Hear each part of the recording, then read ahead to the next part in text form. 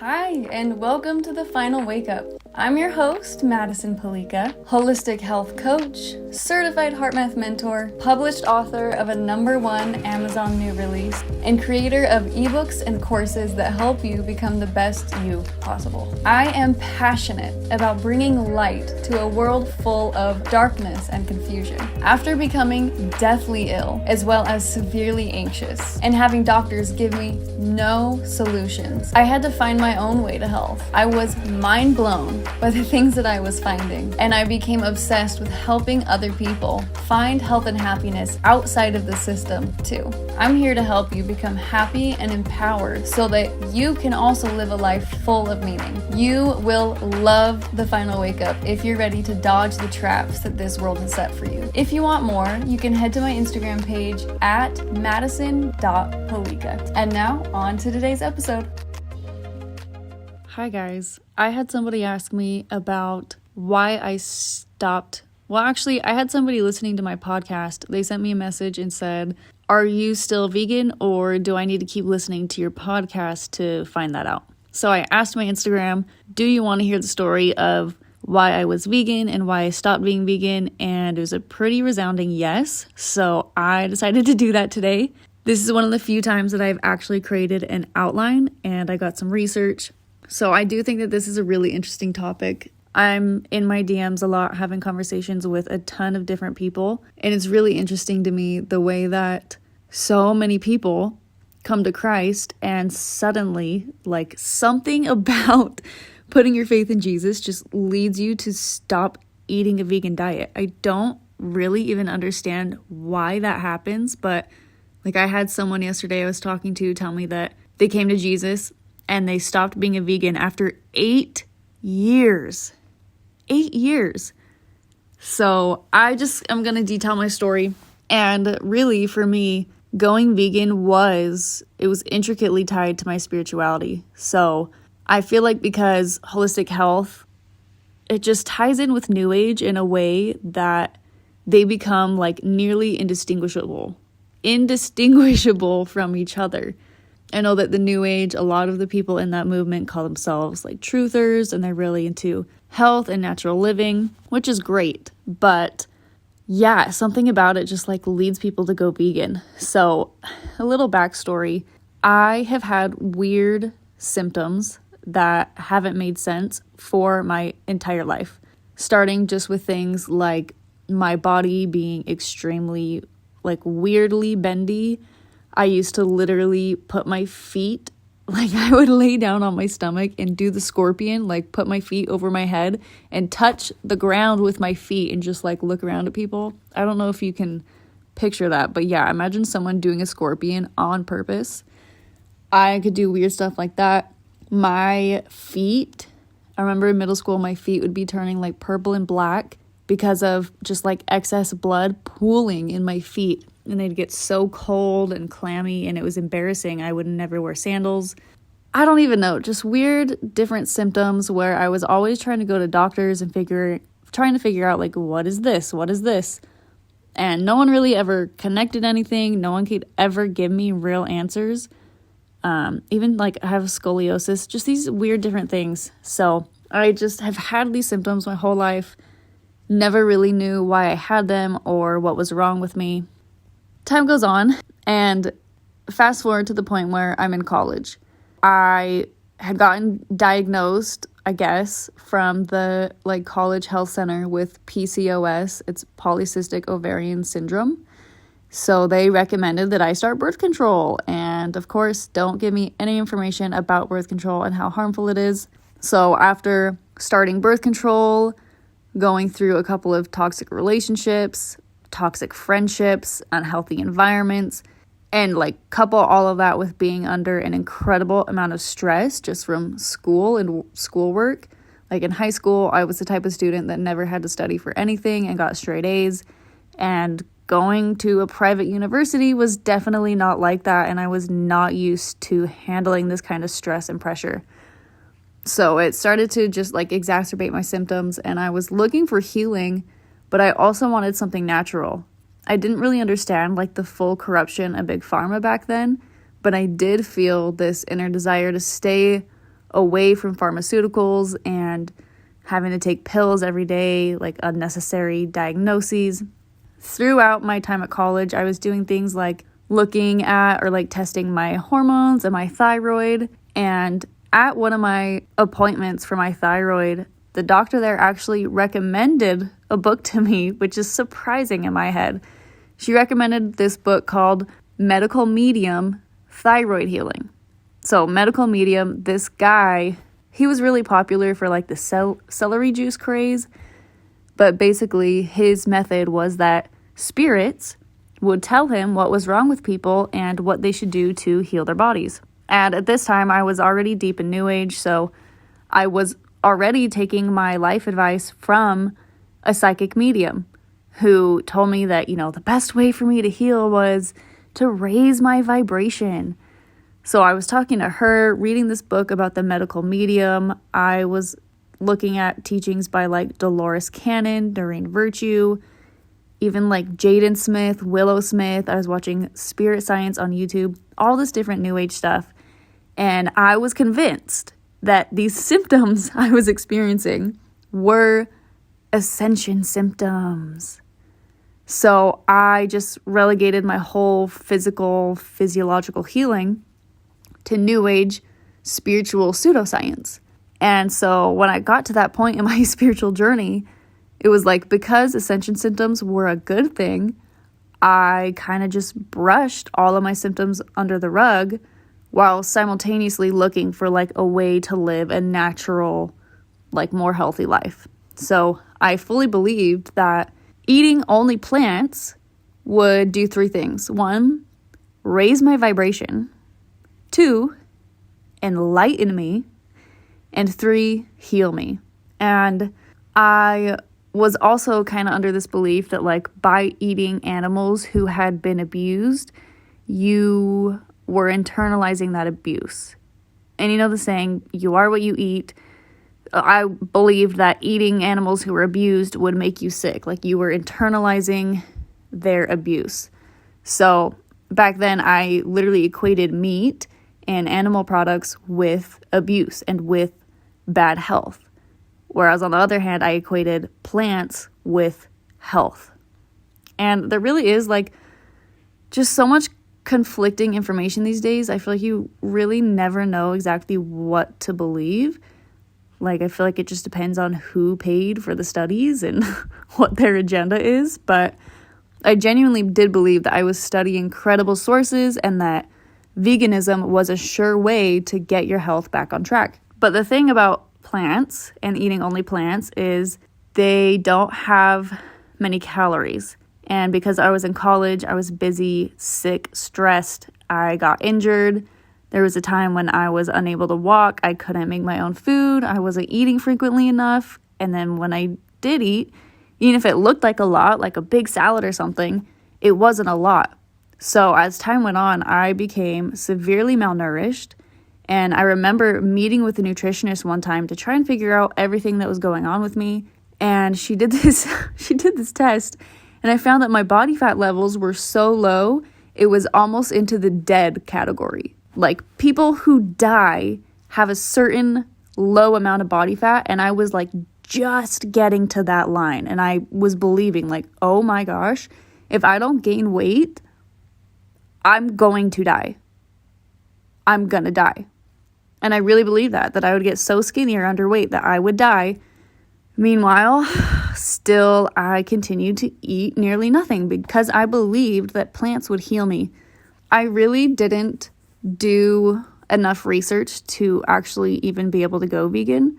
So I had no idea what I was doing. I didn't know what to eat. I didn't know how to eat, how much to eat. I didn't know about any of the alternatives. I didn't know anything about macros. I didn't know about how much protein versus fat versus whatever you should be eating, right? It was really tough for me. And I was just hoping that doing what I could without having this research on like the way that veganism actually affects your mind and your body, like what kind of nutrition you need. I just believed that it was the right thing to do, that it was spiritual in nature, that it would help me become more enlightened and that enlightenment would heal me. And yeah, so my body really started to wither away, but it was because of beliefs like this. I actually looked up a couple of different like spiritual perspectives on veganism, like things that I used to believe in. So I'm going to just read through a couple of these so you can kind of see where my mindset was. This is from fruitfest.co.uk. So this one's saying in the interview, when this guy experimented with raw food, he felt his chakras open and he would feel his head expand. And it kind of explains like what a chakra is, which means wheel, like an energy wheel, that your body has 7 energy centers. When they're healthy, they're open, but when they're not healthy, they can get clogged and closed because of negative energy. So he's saying, before I went raw, I guess he was a raw vegan. He says, before I went raw, I wondered if food could affect your energy or your spiritual growth in some way. I joined a meditation group at a spiritualist center, and they told me my diet might change if I stayed at the group. I didn't really think that would happen, but I ended up going vegetarian as a result. Later on, when I heard about raw veganism, I heard people talk about experiences of awakening, of random outbursts of joy and gratitude, and incredible mental clarity. He said, I do feel that the raw diet has changed how my mind and my brain function. When I started off on raw, for many weeks, I'd sit at my workplace and can feel something amazing happening in my head, as if my brain was upgrading to a new level. Okay, so because he's eating raw vegan food, his brain is upgrading now. Like, what does that even mean? So I have another little bit of research from yogajournal.com, and it says, adopting a plant-based diet makes sense for your health and for the environment, and according to some yogis' interpretation of Yoga Sutra, one of yoga's primary texts, it may also be a way to enlightenment. Some yogis believe diet is key to the practice of Yoga Sutra's principle of ahimsa, or non-harming. And this is the first set of guides for self-restraint. And it says it's about being kind to others, including animals, to the planet, and to oneself. Veganism is not about restriction. It's a way of eating and living that can create more happiness and joy. Another one, livekindly.com, says, vegan food can heal body and soul, says plant-based wellness expert Nicolette Richer. It says, when I first switched to a vegetarian diet, I was strictly doing it for environmental reasons. A meatless and dairy-free farming industry equaled less methane and less climate change. Okay, so they're coupling this diet with like doing better for the planet. It says crops could then be grown to feed humans instead of animals, and we would have cleaner water, richer soil, and better air quality. It says later, after my 72-year-old friend Bill switched his life over to a vegan lifestyle and reversed his stage 4 cancer using nothing but organic plant-based whole foods, that's when being vegan held a whole new meaning. Being vegan for ethical reasons, that took time. Perhaps my empathy center was broken, but as my palate was cleansed, my heart healed and my back pain morphed into a backbone. I innately started to connect to all living beings on a deeper level. Lately, I discovered a 4th reason to switch to a vegan lifestyle. For over 10 years, I've studied, taught, and then witnessed hundreds of clients reverse hundreds of chronic degenerative diseases using vegan food as medicine. Beyond the eradication of pain and disease and the boost in energy that my clients experience quickly when they turn to a vegan diet, there are 2 themes that unite the healing experiences of my clients: human potential and higher consciousness. So, of course, yes, I do believe that plants have healing properties. Absolutely. But I don't think that that's a reason to completely neglect a whole other aspect of food, like animal products. And it really is interesting to me the way that they somehow find a way to combine what you eat with having a higher level of consciousness. Like your vegan diet's giving you some spiritual powers. So now that we kind of understand like the mindset that I was in and the kind of information I was intaking, by the time that I actually graduated college, which was a complete miracle in itself, I couldn't get a job. I had to go home to let my parents take care of me. And it was so bad. I really couldn't do anything. I was depressed. I had no energy. I was frail. I was weak. And my weight was really the only thing my parents even talked about because I was so skinny. Seriously, just skin and bones. It was so bad. One of my ex-boyfriends, he actually reached out to me And he asked if I was okay because he said that I looked gaunt. I was like, I don't even know what gaunt means. So I looked gaunt up, and it says it's an adjective talking about a person lean and haggard, especially because of suffering, hunger, or age, grim or desolate in appearance. So I literally looked like The Walking Dead. So anyways, I'm home from college. I'm trying to heal, figuring out what's going on with my health, with my body. Still somewhat believing that there are ascension symptoms, but at this point, like, clearly there is something deeply wrong with my health and I need help. The way that life works, I ended up getting a place to live, and I moved in with two of my friends who are also both vegan. For them, it was a lot more about ethics and saving animals, but they'd been doing it for longer and they were just better at it. So I learned from them, like, how to eat enough, what kind of supplements to take, how to prepare tofu, how to find vegan restaurants, like how to get protein, all that kind of stuff. So I started actually gaining some weight back, and I was, in the meantime, actually fixing my health with a real holistic doctor who gave me the source of my problems. It actually was two genetic mutations, actually. And so we were working on that, and I was just like gaining more weight, getting stronger. But even then, like, when I was eating substantial food that tasted better than the food I used to prepare on my own, like, they had really taught me so much. I was eating more, I was eating better food that tasted good, I was getting enough protein, living with these people who are on the same wave as me, healing. And somehow, even with all of that, I started recognizing that it wasn't enough. And there were actually times, as a dedicated vegan, at this point for maybe like 2 years, I actually found myself sneaking away from our apartment at times to go secretly eat steak. And like we even had this delicious vegan restaurant that made the most amazing fake meat. And it felt and tasted like teriyaki chicken or teriyaki steak. But here I was still sneaking away to go eat a big, juicy, medium rare steak. It confused me for a while, and I'm still in New Age, so I go to another psychic/spiritual healer, and she was telling me, like, well, maybe literally you've been like leaving your body, like your body's so weak and frail that you're not grounded, like maybe you just need meat to ground you down a little bit. Even though clearly that was the wrong form of spirituality, clearly not the person to go to for healing, but I kind of at that point started opening to this idea of my body is clearly craving this, so maybe meat is something that I could need. And it just so happens that around this time is also when COVID broke out and the entire world locked down. I was just learning like how to start an online business, so I was spending all of my time at home, alone, on the internet. And at this time is when I, along with so many of you, started to question literally all of my beliefs. The thing with veganism is it's not just its own thing. It's so intricately connected to all these other facets of life, especially when it comes to politics. I don't think it's any coincidence that when I was vegan, I was also deeply liberal. I was completely invested in identity politics.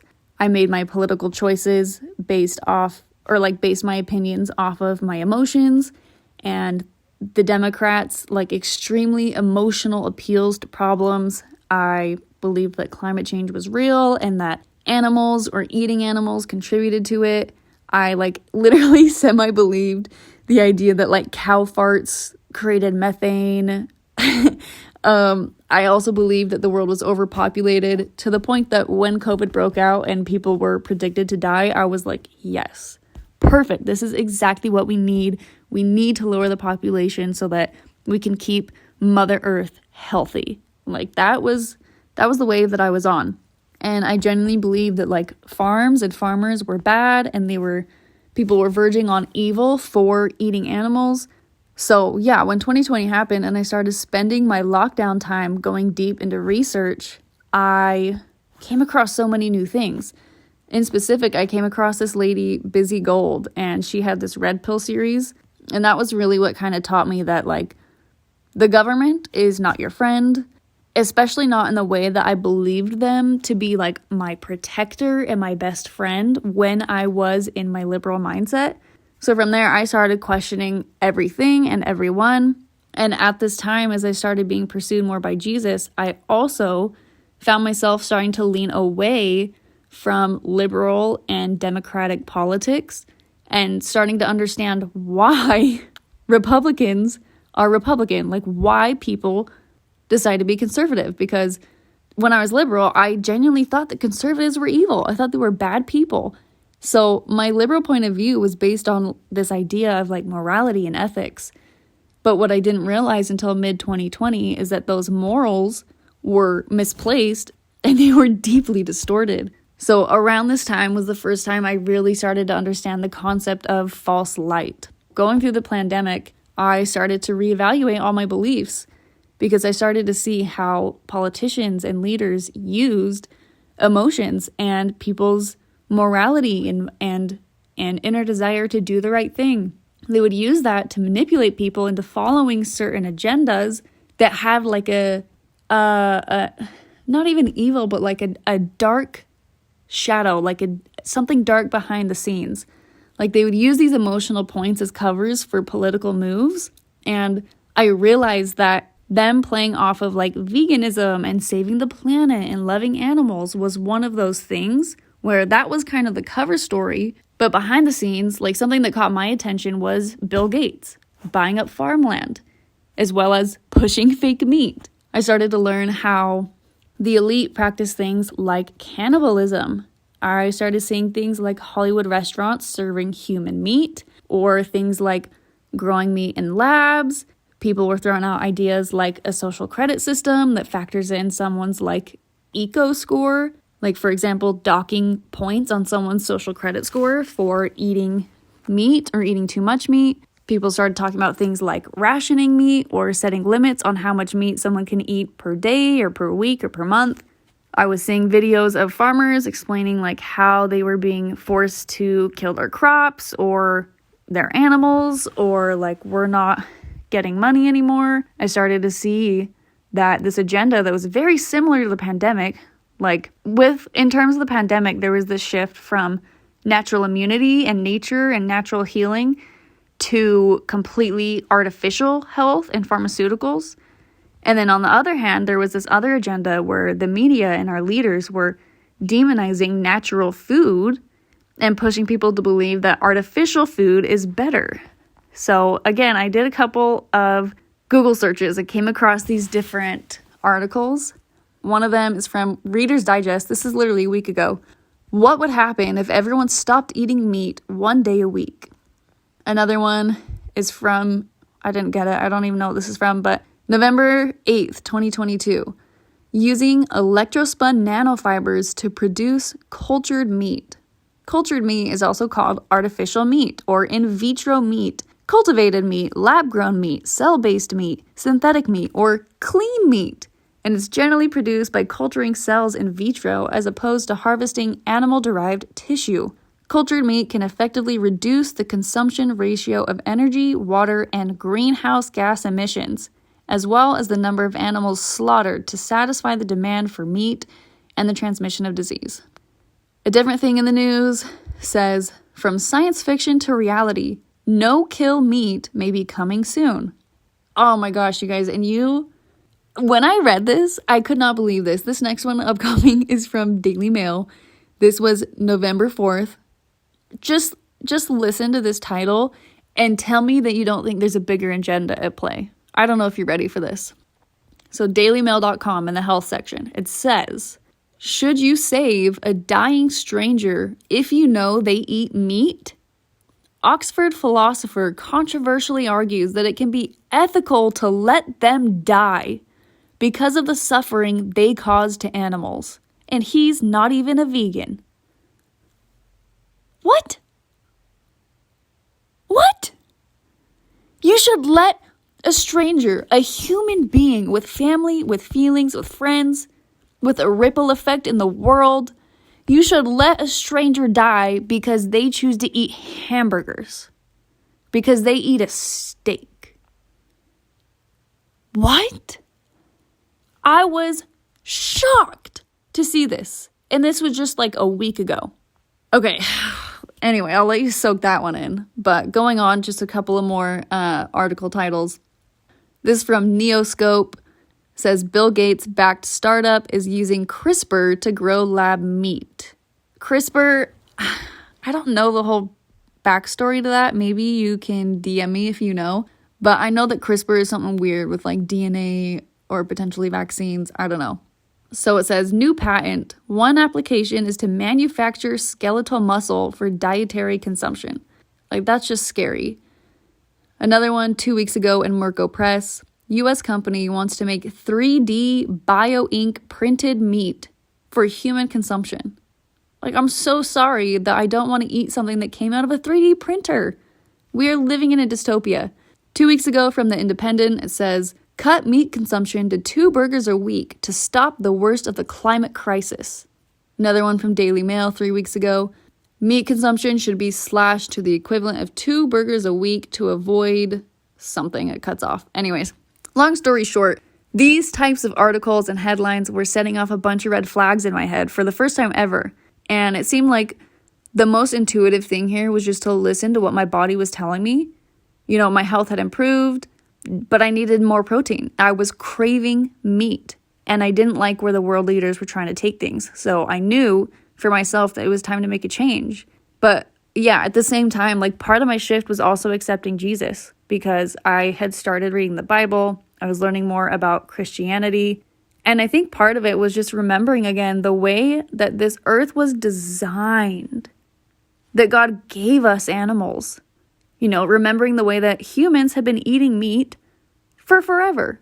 And like, even this idea of vegans having to create fake meat because they have a fundamental craving for it. Like, why eat a bunch of chemicals when you could just eat a single ingredient, meat? Or like, if you're so against eating meat, why are you going around creating fake replacements? Like, there's something weird with that. Fake meat has these harmful ingredients in it, actually. Like, a lot of vegans think they're being healthier by not eating meat, but meanwhile, they're eating this fake meat with these ingredients like soy, beans, peas, wheat gluten, meat glue, binders, fillers, artificial colors, flavors, seed oils, sunflower oil, all this different stuff, food starch modified, lechemoglobin, soy protein isolate, zinc gluconate, thiamine, all this different stuff, like these long lists of ingredients. And then you look at meat and it's just beef. And it's like, okay, this is solar powered, it's grass powered, salt water, all these good natural things. It's like, I totally understand the way that hormones and chemicals can make their way into factory farmed big agra meat. But I was also doing research and realizing that all this stuff had been really polarized. Like, either it's all meat or there's no meat and there's no in between. But there is an in between. You know, eating meat doesn't mean that you have to be eating abused and hormone or chemical injected animals. You don't have to eat animals who have been fed antibiotics and soy. But I started learning that, like, livestock and eating meat and investing in these regenerative agricultural systems actually help your health and the environment when it's done right. Like, you can eat meat that is raised right, that's fed the right things. Meat is good for you. It's bioavailable protein. Eggs are good for you. They're so nutrient dense. Milk, especially raw milk, is so good for you. It's healing. And yeah, I just started to learn, like, you can eat meat while also helping the planet, helping yourself, and helping the community. So I have these photos. These are all posts on Instagram from an account called Sustainable Dish. This is Diana Rogers, and she says, cattle turn food we can't eat on land we can't crop into bioavailable nutrients. For every pound of plant-based protein, there are 4 pounds of fibrous waste that can only be fed to ruminant animals, who upcycle this indigestible plant matter into nutrient-dense protein for people. Another one says, dietary recommendations that call for us to cut out meat from our diets are dangerous, unscientific, and unethical. Animals play a vital role in sustainable, regenerative agriculture. Synthetic fertilizers are destroying topsoil, and basically it's like the cows act as a fertilizer. Another point she makes is that a plant-only diet is not a bloodless diet, and it actually can destroy more life than a regenerative model. Because grazing enhances soil health, it increases drought resistance, and it restores wildlife habitat and sequesters carbon. She says cattle aren't the only animals that thrive on pasture land, and many species, like bees and birds, actually need healthy and diverse pastures to survive and thrive. She also makes this point that I think a lot of vegans don't understand, is that there is no such thing as a death-free food system. Industrial monocropping, which is how virtually all plant foods are made, kills countless animals. It degrades our soils, it impoverishes rural communities, and it pollutes our surroundings with synthetic chemicals. She says this is not cruelty-free, nor is it sustainable. And I had never considered these types of things while going vegan. Going vegan is not sustainable or even possible for a lot of groups of people, which I'm going to get to. Vegans think that they're being loving and ethical and morally superior by, living in that way and eating in that way, but they fully expect others to eat that same way, or they adopt this mindset of people who eat meat aren't loving, or people who eat meat aren't as ethical as I am. But a point that I don't think most vegans even consider, which again is brought up by Sustainable Dish, Diana Rogers on Instagram, she says, if we empathize with the hungry or the food insecure, we would recognize how unethical it is to demonize nutrient-dense foods like meat, like eggs. Instead of dictating that everyone eat less meat to save the planet, what if we cut our intake of animals that eat grain and instead ate more animals that eat grass? She says, a meat-phobic global direction is incredibly dangerous and elitist. Many do not have the privilege to push away a nutrient-dense food like meat.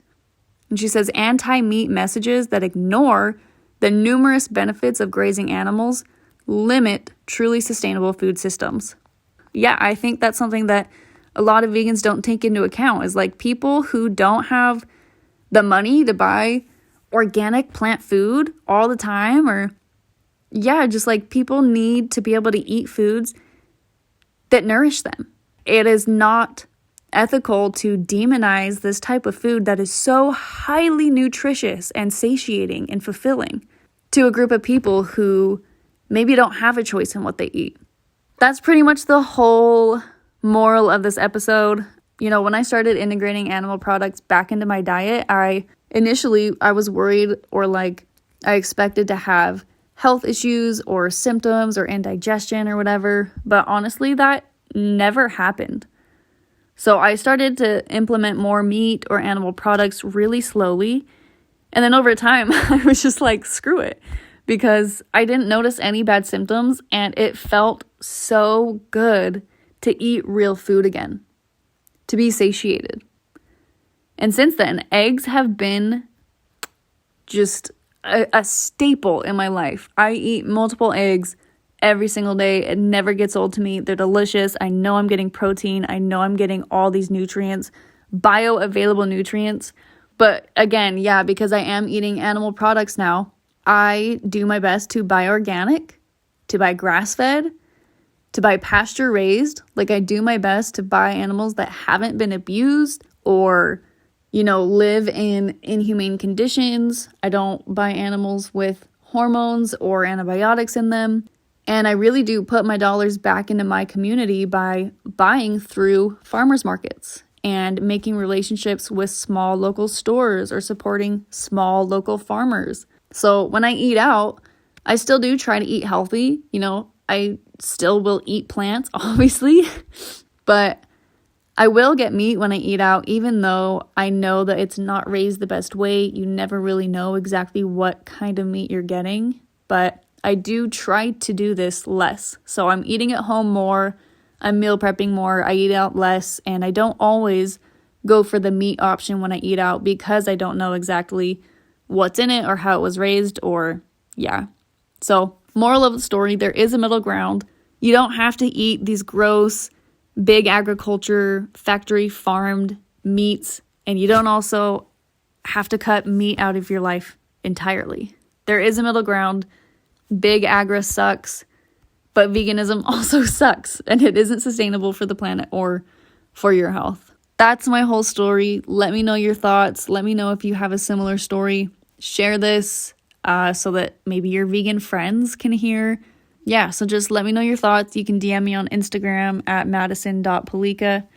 And I'm just excited to have shared this with you. I think from here, I have 2 future podcasts I'm planning on doing. One of them is going to be about prophetic type dreams that I have had or I've been having, and just talking about kind of the sense of urgency I feel about the end times. And I also do want to finally make an episode about my full testimony, start to finish. I don't know how I haven't really done that yet, but that's important. So be on the lookout for those. I love you all. I thank you for listening, and I'll talk to you again soon. Thank you so much for listening to this episode of The Final Wake Up. I hope this episode sparked a flame in you to march forward in your journey for truth, health, happiness, and meaning. If you want to dive even deeper down the rabbit hole, go to my Instagram at madison.palika. If you want to talk to me personally, please send me a DM. I would love to hear from you. If you love this episode, please subscribe, rate, and leave an amazing review. Bonus points if you share this to your story and write what you learned. Tag me in it so that I can connect and see how this has actually helped you. If you know somebody who would really appreciate this, or somebody who desperately needs to hear what I talked about in this episode, please send this to them. Together, we can bring light to this world full of confusion and help people thrive. Thank you, and see you next time.